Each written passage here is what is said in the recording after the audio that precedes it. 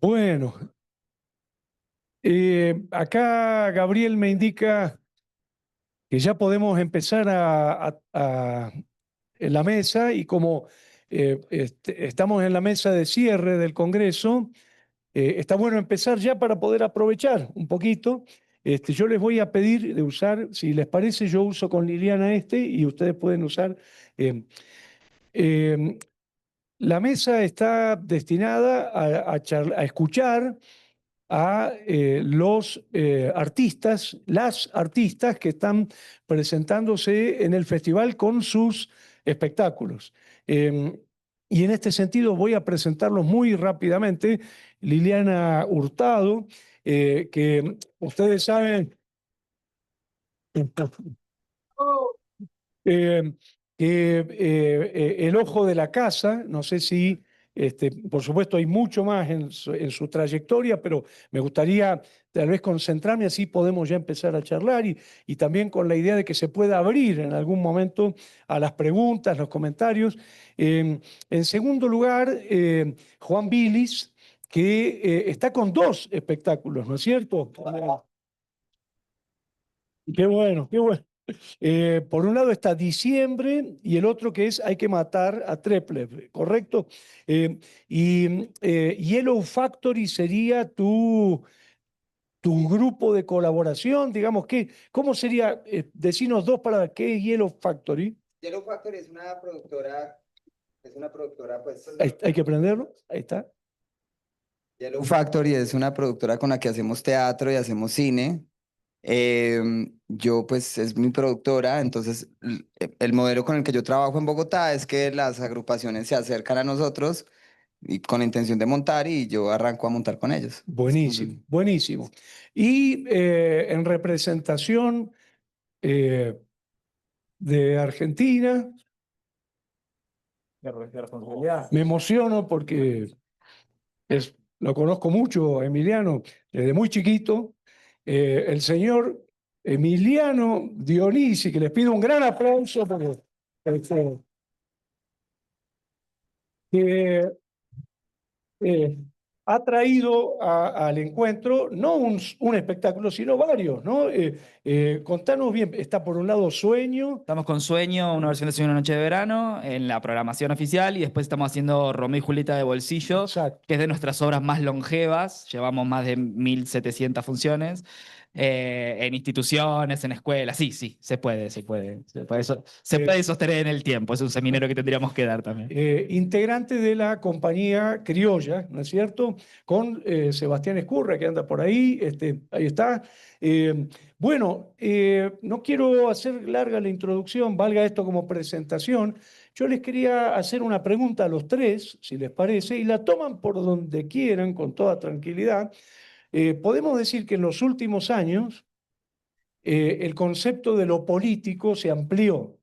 Digamos, antes se lo vinculaba con las macropolíticas, ¿no? Con los grandes discursos de representación, fundamentalmente los partidos, ¿no? Política era sinónimo de partido político. En cambio, en los últimos años se empezó a advertir que lo político estaba en todos los planos del hacer teatral, no solo en lo representado dentro de las obras, por ejemplo, los temas, las historias, sino también en las formas de producción, en la organización de las compañías, por ejemplo, si eran horizontales o verticales, en la alianza institucional, en la relación con los espectadores, esto que llamaríamos el tema de la mesa anterior, ¿no? Políticas de relación con los espectadores o también políticas de archivo, es decir, no hay una sola dimensión de la actividad teatral que no pueda ser pensada desde lo político, ¿no? Podríamos hasta tirar una categoría, ¿no? Generalizada, que lo político ha pasado a ser cualquier acción teatral, en cualquiera de estos planos, que produce sentido social dentro de un campo de poder, ¿no? Digamos, entendiendo ese campo de poder como un sistema de fuerzas y que esa acción social está destinada a incidir dentro de ese campo de poder y genera como una cartografía de amigo, enemigo, aliado, potencial y neutral. ¿no? Esto lo podés tener en una oficina, en una familia, en una compañía de teatro. Digamos, lo político en realidad es absolutamente transversal a toda la actividad humana, ¿no? Entonces, por el lado que ustedes lo quieran tomar, ¿cómo les resuena a ustedes la idea de lo político en el espectáculo que han traído o en la forma de trabajar de ustedes? Yo por ahí les voy a medir el tiempo. Si les parece, hacemos una primera ronda de 5 minutitos cada uno. Bueno, muchas gracias, Jorge. Yo creo que yo voy a abordar de entrada lo que para mí me parece que ha sido relevante en el teatro con respecto a lo político y tiene que ver con la voz femenina en escena. ¿Sí? Creo que la incursión de la mujer en la dramaturgia, en la dirección, es un hecho político porque durante muchos años la voz de la mujer ha sido acallada o de alguna manera puesto en segundo plano. Y desde que la mujer empezó a incursionar en planos tan tradicionales del teatro como lo fue la dramaturgia y la dirección, creo que para mí es un hecho político porque creo que lo político también tiene que ver con la inclusión de voces que de alguna manera estaban silenciadas o que estaban veladas, porque pues la presencia de la mujer en el teatro ha sido siempre, ¿no? Bueno, siempre no, ¿no? De pronto en el teatro isabelino no dejaban actuar mujeres, pero en nuestro teatro la presencia femenina ha sido muy, digamos, muy presente, pero desde que digamos que pienso que desde la creación colectiva en Colombia, desde la presencia, desde que emerge la creación colectiva y que luego esa creación colectiva de alguna manera quiere transversalizar a todos los integrantes, la presencia de la mujer empieza a hacerse mucho más importante, pero hasta cuando al fin logramos posicionarnos como directoras y como dramaturgas es cuando realmente entramos a hacer el juego de nuestra voz, ¿sí? La obra que nosotros trabajamos es una obra escrita por mí y dirigida por otra mujer y actuada por mí y tiene que ver justamente con el proceso de los falsos positivos y de las madres buscadoras en Colombia, pero que también, pues que digamos que esto no ha sido un suceso meramente colombiano, sino incluso que se va hasta la Guerra Civil Española y bien. Eh, entonces creo que esa voz que está allí, aquí la obra que nosotros trajimos se llama El ojo de la casa y es una obra que indaga acerca de la voz de la madre en la búsqueda de sus hijos desaparecidos, luego de sufrir un proceso de desplazamiento forzado en Colombia, en donde también su esposo es asesinado y ella tiene que huir de su casa en búsqueda de sus hijos. Digamos que así contado argumentalmente pareciera bastante amarillista, ¿sí?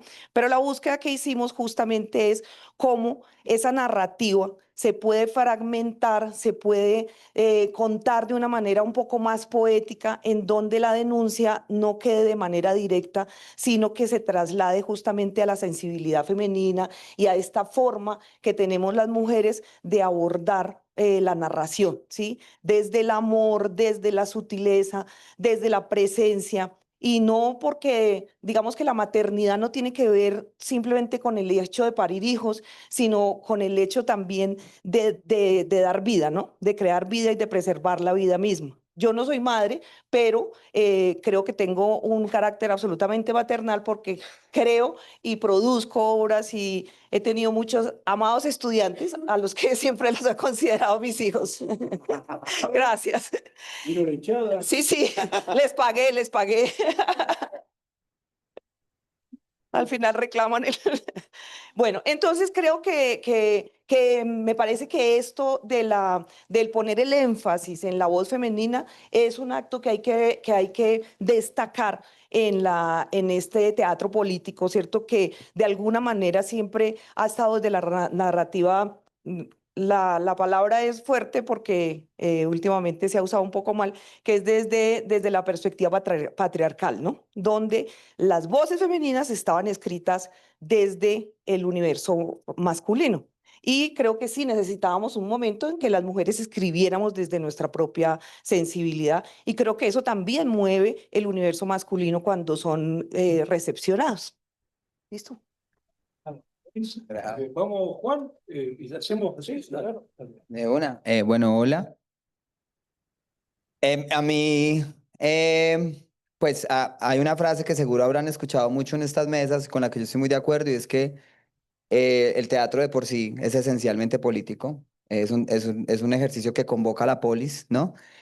Em, y entonces a mí como creador, lo que más me interesa en ese sentido es la relación precisamente con la polis, ese espacio que hay entre mi obra, entre los actores y los espectadores, esa zonita ese espacio de aire que queda donde ocurren las cosas, ahí es donde yo me ocupo y me hago, perdón, digamos las preguntas.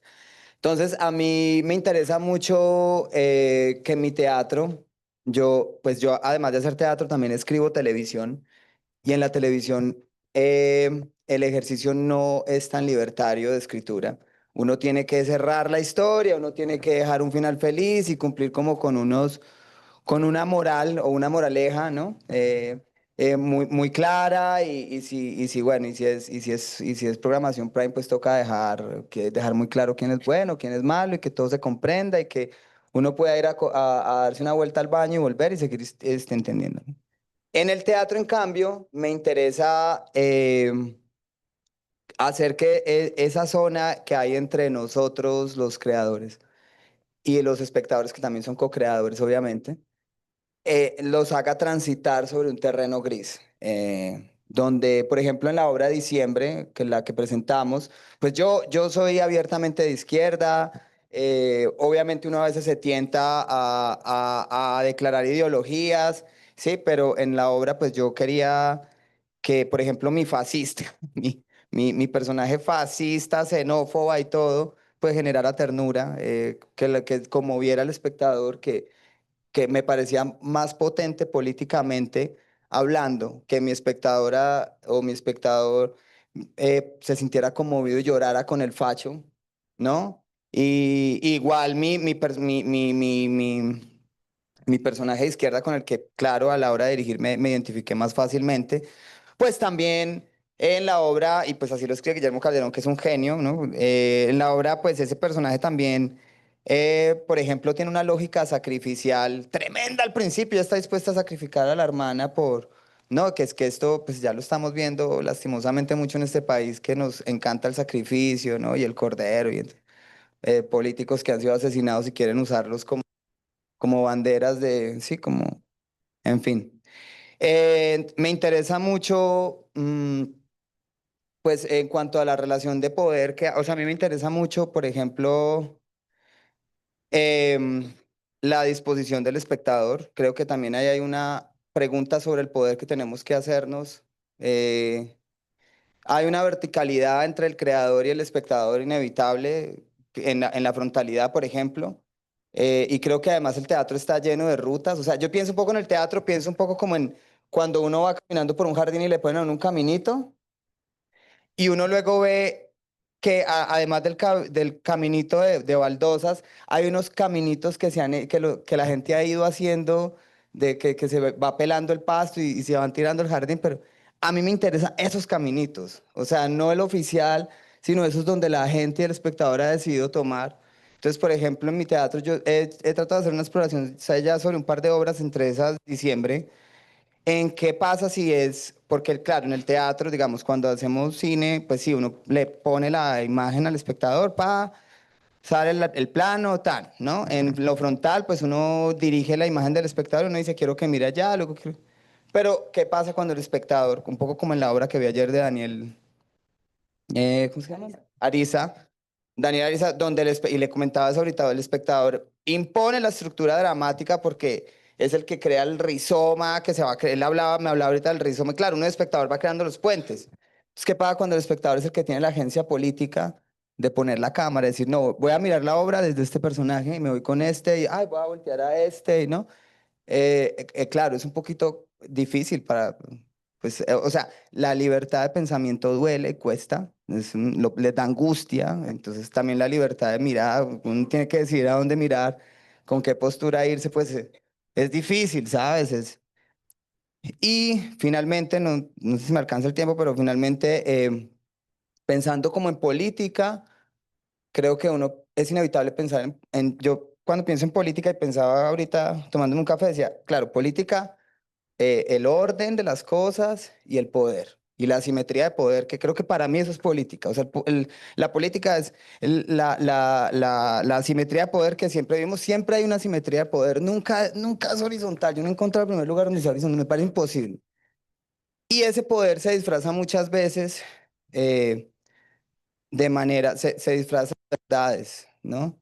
El poder se disfraza de esencialismo, de verdades, y a mí me interesan en el teatro pues un poco desnudarlas, o sea, como, ¿qué pasa si por ejemplo la familia? Pues puede que me equivoque, yo no sé, yo estoy en una obra de teatro, no es como en televisión que uno dice, bueno, final feliz, el crimen no paga, no, yo no sé, puede que me esté equivocando con mis dos obras cuando cojo el núcleo familia, el concepto familia, ¿sí? Que es un concepto súper importante para la polis. Y pues cuestionémoslo, a ver, o sea, revisémoslo, ¿no? A ver qué pasa, pero de verdad, o sea, desnudémoslo y miremos a ver qué pasa con la familia y qué pasa si la sangre no es suficiente para yo tener un lazo con otro, qué pasa ahí, ¿no? ¿Qué pasa si uno, por ejemplo, en Hay que matar a Treplepo, ojalá la puedan ver, una gran pregunta que me hago es si es posible, porque uno simbólicamente mata al papá, yo a mi papá lo he matado. Pero la mamá no puedo. Y en un poco en Hay que matar a tres veces, ¿qué pasa si a ver si intento matar simbólicamente a mi madre? ¿Qué va a pasar? Y yo creo que no lo logro y me gusta más no lograrlo. Y ya eso, pues no sé si... Acá tengo.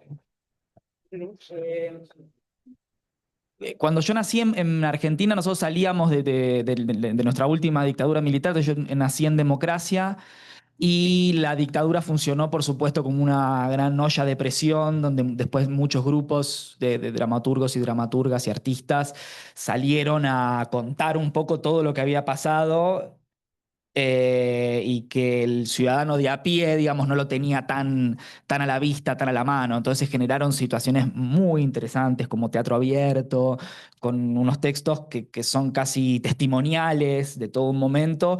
Y después una cosa que sigue hasta hoy, que es impresionante, que se llama Teatro por la Identidad, que habla sobre las los niños apropiados durante dictadura, y que esa movida de Teatro por la Identidad ayudó a encontrar un montón de nietos, o sea, ayudó a recuperar un montón de personas, porque gracias a esa movida que tuvo muchísima visibilidad, que muchos artistas participaron, que las obras estaban buenísimas, que se hacían ciclos enormes, mucha gente se preguntó por su identidad.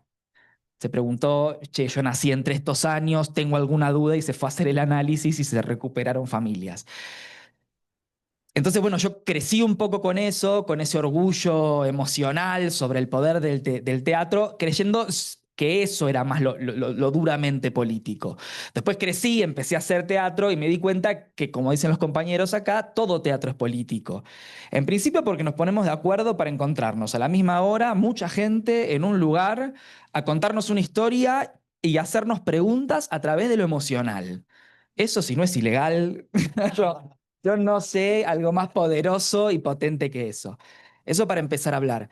Después, particularmente con nuestra compañía, no todo lo que hacemos, pero una gran parte de la compañía criolla es rever textos clásicos universales y traerlos a un argentinismo feroz.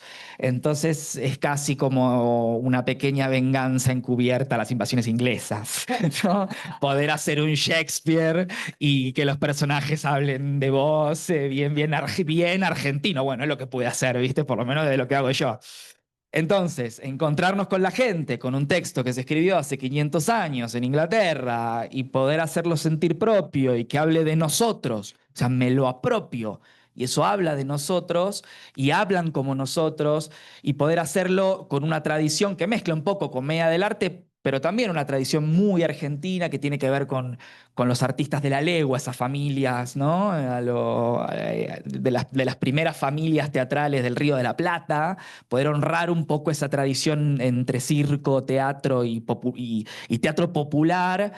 Eh, También esa mezcolanza es tremendamente política.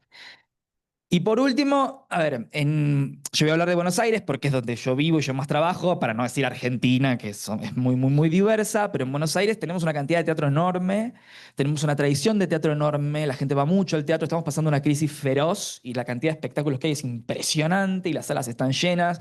Es inexplicable, pero bueno, siento que ahí nos encontramos un poco a soñar nuestro porvenir en un país donde somos tan estamos todo el tiempo con tanto cambio, con tanta inestabilidad, estamos bailando todo el tiempo con la inestabilidad. El teatro es un pequeño refugio seguro para hacernos preguntas, entonces creo que en ese sentido no lo renunciamos. Y por último, que esto me di cuenta en el último tiempo, también cuando la crisis ataca, por nosotros tenemos el teatro comercial, que es el teatro privado, donde un productor pone mucho dinero para hacer un espectáculo, pero por supuesto muchas condiciones y está bien porque pone el dinero. Tenemos el teatro oficial, que es una programación, la programación de los teatros del Estado. Tenemos muchos teatros del Estado y depende quién dirija, es el lineamiento que pueda tener yo soy un acérrimo defensor del teatro público porque podemos hacer espectáculos grandes, poderosos, comprometidos a un precio ridículamente económico, entonces la gente puede ver grandes producciones por un precio muy económico, pero la mayoría del teatro en Buenos Aires se hace a cooperativa. Se pueden llegar a estrenar 300 espectáculos por año a cooperativa. A cooperativa quiere decir que todos los que participamos del espectáculo somos socios. No cobramos un mango durante todos los ensayos. Casi que cada uno pone lo que tiene, desde dinero hasta vestuario, hasta contactos o hasta su tiempo y trabajo, que también es obviamente un valor. Y después cuando estrenamos, después de recuperar los gastos que tuvimos para hacer eso, ahí recién nos dividimos lo que entra en taquilla. Entonces, cuando yo lo cuento en otros países, primero me dicen de por qué demonios trabajan gratis, ¿no? Lo primero que te dicen, ¿cómo puede ser que una Autoexplotación, ¿no? autoexplotación feroz, ¿viste? Un romanticismo de la pobreza feroz? Y te das cuenta con el tiempo que primero eso lo que te genera es la libertad. Hacemos el espectáculo que queremos, decimos lo que queremos porque no le tengo que rendir cuentas a nadie. Yo soy mi propio productor. Entonces, esa libertad temática de poder ensayar si quiero, El Brote es un espectáculo que nosotros tenemos en gira, es uno de nuestros últimos estrenos, ensayamos un año. Si yo tengo un productor encima, jamás me dejaría ensayar un año. Si yo estoy en el teatro oficial, jamás podría ensayar un año. Yo tengo la libertad de ensayar lo que creo que el espectáculo merece porque yo soy mi propio jefe, yo tengo mi propia cooperativa. Y por último, otros compañeros de España, de Italia, que no pueden creer que después lo mismo, pero ¿qué? Si va poca gente, ¿cobran poco? Sí, yo digo, sí, sí. Y esa cosa media perversa que pareciera que cómo no tenés un sueldo y cómo no sabés lo que vas a cobrar, pero ¿qué nos traduce? Que necesitamos al público. Las cooperativas argentinas estamos desesperados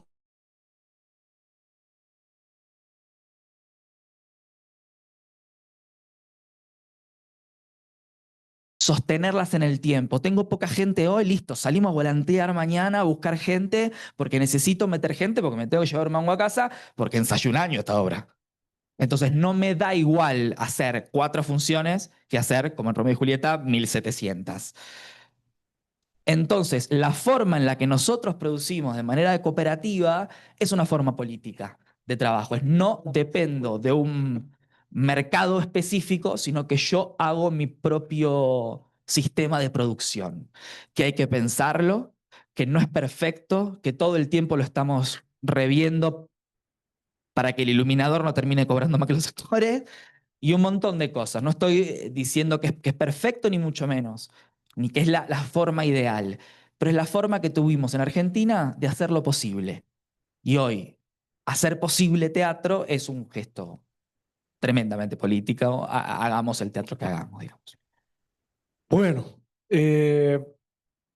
como estamos ya a 20 minutos del cierre, yo no sé si no abrimos ya, porque si yo hago la segunda pregunta mía, sonamos, vamos, monopolizo totalmente, ¿no? Por ahí yo quiero a poner en juego algunas resonancias, después si ustedes quieren las retoman o no, y abrimos a la discusión, a las preguntas, a las observaciones. Por ejemplo, me interesaba mucho esto que dice bellamente Mikhail Bakhtin cuando habla del concepto de arquitectónica, ¿no? Él dice, yo soy mi obra. Es decir, yo llevo conmigo, como entidad cívica, como ciudadano, yo soy mi obra. Y eso es un componente sin duda político. Cuando Pavlovsky andaba por la calle, andaba con su obra, digamos, él era su obra, y eso lo definía políticamente, digamos, no como artista, sino también como ciudadano. Entonces, por ahí me gustaría saber si eso resuena, esta idea ustedes podrían decir, yo soy mi obra en términos ciudadanos, o sea, en la vida cotidiana, ¿no? La otra, pero no me las contesten ahora, por ahí no me las contestan, vamos a abrir ahora.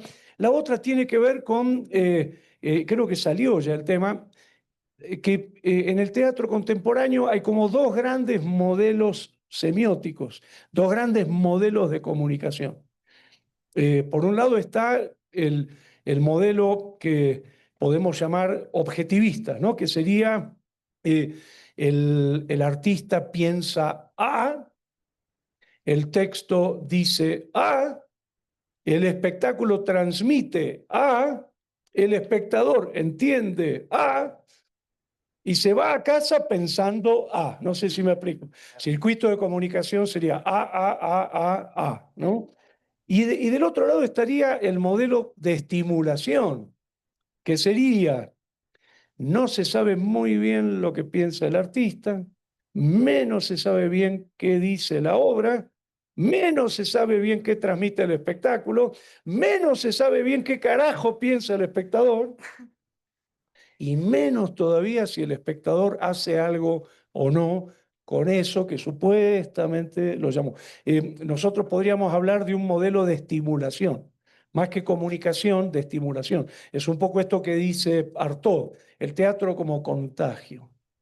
Entonces la dejo picando, ¿no? La arquitectónica y por otro lado esta idea de habilitar la elocuencia del espectador, por ejemplo, con un modelo de estimulación, o pensar al espectador como un alumno del cual uno es el guía, que dice, vos tenés que pensar esto porque yo te voy a orientar espiritualmente, moralmente, políticamente, como guía social, que esa es la función del artista, ¿no? Y en este sentido, ¿qué pasa, por ejemplo, con el efecto político cuando sabemos que los espectadores son tan diferentes y se apropian de los lugares menos esperados, ¿no? A mí me encanta, por ejemplo, en Buenos Aires, vos ves una obra de teatro donde el personaje se llama Mascri, está vestido de amarillo, ojitos celestes, bigotito, vos decís, es Macri, ¿no? Me refiero al presidente Mauricio Macri. Y la obra está hablando en contra de Macri, ¿no? O sea, hablas en la escuela de espectadores y un espectador te dice, no, para mí es Cristina Kirchner, ¿no? Mira, mira qué lector. Es esta cosa tan hermosa que dijo una vez Matías Feldman, y cierro con esto, que dijo, hacemos obras contra Macri, que el público aplaude de pie y después votan a Macri. ¿No? Bueno, no sé si hay alguna pregunta, alguna... Dale, espérate que acá llega el...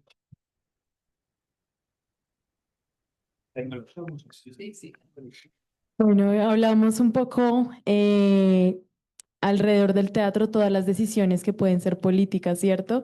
Y después de ver los espectáculos de la compañía criolla, que Juan trajo diciembre, también Lili en sus dramaturgias, quisiera que nos hablen un poco de cómo es la decisión en cuanto a lo estético, a lo que podemos ver, y también que Juan ha abordado un poco de eso, de el espectador. Cómo concebimos desde lo político al espectador, que estímulo, ahorita Jorge usaba la estimulación, es importantísima como para impactar, para atravesarlos. Entonces, que nos hablen un poco de eso.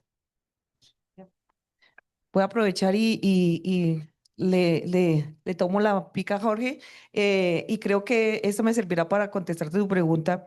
Yo no sé si cargo, si yo soy mi obra, pero yo lo que sí sé es que mi obra parte de mi herida, ¿sí? Es mi herida la que hace que mi obra se traslade, se convierta en una obra y que esa herida tenga resonancias con la otredad, ¿sí? Y entonces aquí viene eso, ¿cierto? Yo no quiero contarles a ustedes mi herida para que me tengan lástima, ¿sí?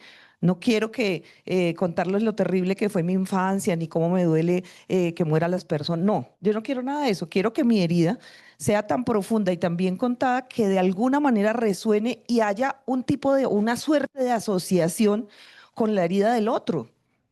Y es ahí justamente donde creo que nace el clic de las diferentes lecturas, donde no es más cra hasta el infinito, sino que pueden ser muchas resonancias partiendo de lo que para mí cargo. Y si yo no logro transformar esta herida en otra cosa que resuene en el público, pues me estoy quedando con la laceración personal que seguramente no le interesa sino a mi psiquiatra, a, a algunos de mi familia, y completamente de acuerdo, esas búsquedas de Juan, esas preguntas tan profundas de la efectividad de la familia, ¿no? Esas lealtades que en este momento donde las constelaciones y toda esta suerte de cosas empiezan a resonar en el mundo, porque eso no es que uno le llegue, usted diga constelaciones y al otro día en el teléfono le sale constelador familiar y le lleva y le vuelve a uno la vida una mierda, porque entonces no tienes resuelto nada con nadie de tu familia, ¿sí? Pero eso es otra cosa, eso es otra cosa. Eso pues no es arte, ¿sí? Eso es una terapia. Que bueno, los argentinos tienen una historia en terapia larguísima, fuertísima, fuerte. Sí, sí, sí, sí, sí. Yo creo que si los colombianos fuéramos a terapias, terminaríamos más pobres, muy costosa. Entonces, que eso era lo que quería que hacer. ¿De dónde se agarra uno? Creo que sí tiene que haber algo autorreferencial, pero que eso autorreferencial no se quede solamente en lo local, sino que logre la otredad. Bueno, no, pues a lo estético, a mí sí me parece que lo que para mí lo más importante es no caer en la obviedad ni caer en la denuncia plana, sino encontrar lo que he llamado durante muchos años la poesía del horror. Encontrar qué bello hay en eso tan horroroso que hay, que existe y que duele y que es social y que tiene que ver con esto del acontecimiento social que ha sido mi tema durante muchos años, pero que no se quede solamente en lo denuncia, sino cómo encontrar esa poesía en el horror y que esa poesía se vuelva un disfrute para el público, pero que de alguna manera también se vayan a su casa con resonancias. Bueno, gracias por la pregunta. A ver, el espectador, pues yo, sí, a mí me parece lo más importante del teatro, obviamente, el espectador. Pero en el teatro específicamente creo que contamos con la más alta tecnología que hay en las diferentes formas de narrar historias y es el espectador. O sea, esta pantallita de cine que tienen acá es, ahí ocurren un montón de cosas únicas y que son, para mí esa es la intimidad que uno puede, o sea, cuando dice, es que vamos a crear una obra íntima, pues uno se pregunta, ¿qué es íntimo? O sea, listo, vamos a pensar en qué es íntimo. Yo creo que hay una privacidad única entre mi palabra dramática y mi palabra poética y el cuerpo poético que pongo en el escenario y el espectador y lo que se le genera acá. Entonces, pues o sea, hay unas imágenes que salieron de la oscuridad de mi ser humano y se las estoy poniendo en su oscuridad de ser humano y creo que hay una intimidad, hay un secreto. Y a mí esa faceta con el espectador me gusta mucho y me parece que es muy teatral. Y, y sí, la palabra, o sea, en la escritura, por ejemplo, de guión, lo que les digo, siento que no pasa eso, aunque uno lo intente, usted pone usted puede generar una gran narración, pero igual hay una imagen impuesta y bueno, la imagen pesa, ¿no? La figuratividad de la imagen. Eh, pesa un montón. Entonces, yo en esa privacidad y en ese secreto, creo que pueden haber un montón de, retomando acá lo que dice Lili, pueden resonar heridas. O sea, yo sé que mis heridas son muy universales y yo sé que las que yo tengo acá las tienen también ustedes y así nos copiamos heridas, hay copy-paste de heridas. Entonces, cuando empiezan a resonar esa red de heridas, ¿no? Como que hay teatro. Y eso me lleva un poco también a lo estético. En mi teatro, pues yo también trabajo un modelo cooperativo y en Bogotá decimos como no es pobre, es minimal, ¿no? Entonces, como que igual si hemos buscado un teatro donde cada vez estoy como limpiando más lo que ocurre entre el actor y el espectador, estoy cada vez como liberándome más de escenografía. Estoy en eso en este momento. Pues ya después de haber visto la obra de México, uno dice como, "Uy, no, yo quiero montarme una obra así, cara y grande, o sea, como, y hermosa. Pero en este momento es como, pues, los que vieron diciembre, si alguien la vio, pues hay una cosa casi barroca que hará una casa, pero hay que matar a tres peces, no usamos absolutamente nada, porque sí quiero que como que todo ese aire sirva para que el espectador evoque imágenes y se las ponga acá adentro. Y para mí, algo muy clave en la estética es el tono.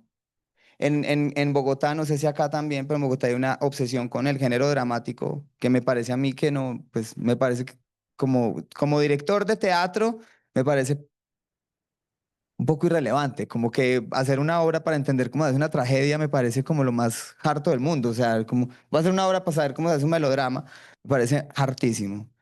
Pero en cambio, y volviendo como a lo político, cuando me imagino, y bueno, también como un poco pensando en Cartoon, cuando me imagino ese público que convoco, lo imagino tal, o sea, me lo imagino con cara, ¿sí? ¿Cuál es el ciudadano que va a ir a ver mi obra?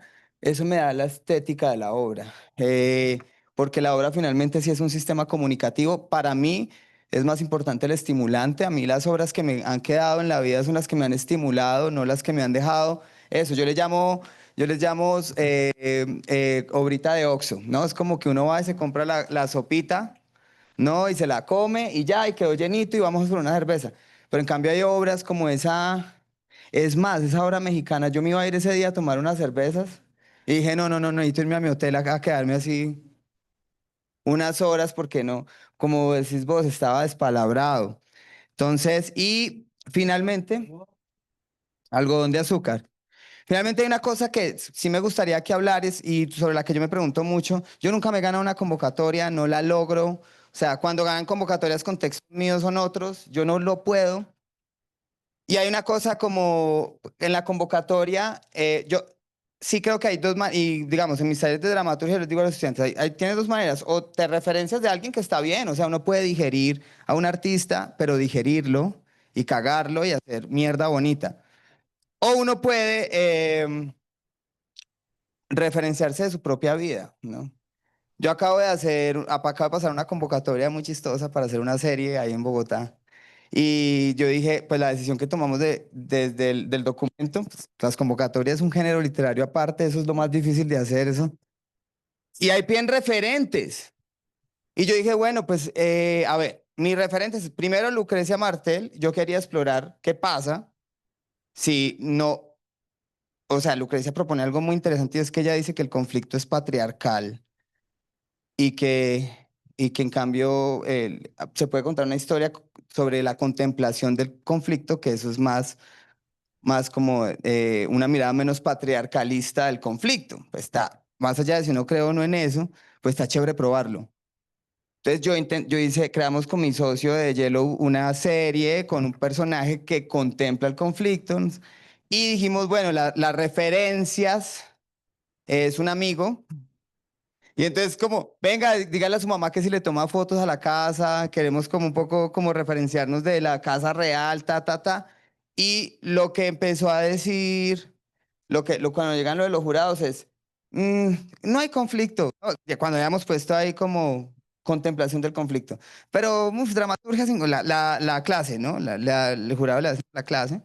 Pero aparte nos bajan puntos porque no utilizamos referentes que hace en el cine es que o hace uno una imagen con inteligencia artificial y la pone, que eso es rarísimo, o copia uno fotogramas de otras películas y las pone, Y entonces uno crea una película parecida a otra película y bueno, en fin.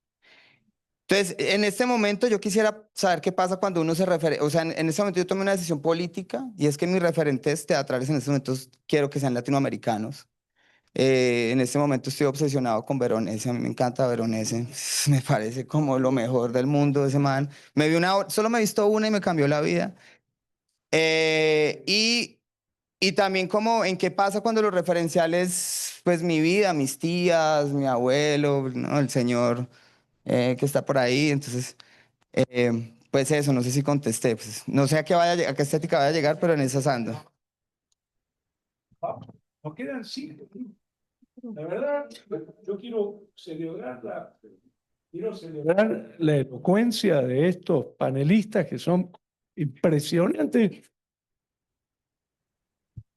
O sea, 2 preguntas hicimos, nada más. Y la verdad, pero además, la inteligencia, le saco el sombrero. Lo que llamamos artistas investigadores, ¿no? Estos serían 3 artistas investigadores impresionantes. Bueno, va a tener que cerrar Emiliano, porque ya tenemos que terminar y medio por el tema de la transmisión. Mucha responsabilidad. En el mejor de los casos, las obras somos nosotros, porque si uno se involucra con sus materiales, quiere decir que está siendo honesto emocionalmente. Entonces, me parece que el que te dice que no tiene nada que ver con respecto a su obra te miente. Yo a veces lo hago por pudor, casi, no tiene nada que ver conmigo, no. Y da un poco de pudor. Pero bueno, como dicen acá los compas, compartir es un hecho comunicacional hecho para compartir el teatro.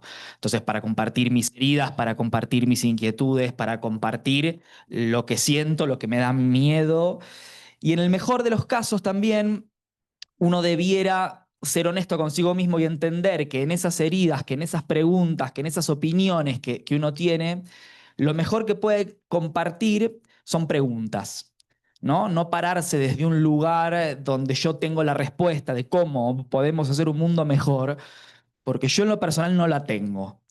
Y creo que el que siente que la tiene puede colaborar mucho mejor en otros ámbitos que no son el teatro, ¿no? Ahorita una ONG que está buenísimo, pero si nosotros logramos que nuestro teatro, a partir de las emociones, a partir de la belleza estética, como preguntaba acá la compañera, genera distintos tipos de interpretaciones, vamos a lograr hablar con gente que no piensa como nosotros.